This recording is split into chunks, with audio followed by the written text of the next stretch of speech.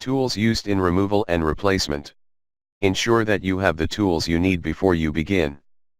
These should include small, Phillips head, P0 and P1, screwdrivers.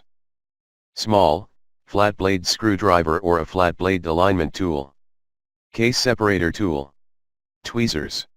Electrostatic discharge, ESD, wrist or shoe strap. Smooth jaw, bent tip needle nose pliers, optional. Small, smooth tip needle nose pliers, optional.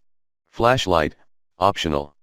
Note, if worn or damaged screwdriver tips are used, the small screw heads could become stripped.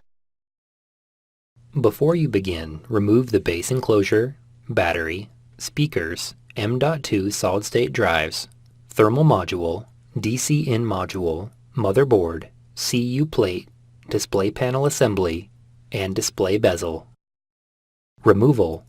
Peel back the retention tape and disconnect the webcam cable from its connector on the webcam board. Using a flat, non-conductive tool, carefully remove the webcam board from the adhesive and alignment pins that secure it to the display enclosure. Remove the webcam board. Reverse this procedure to install the webcam board.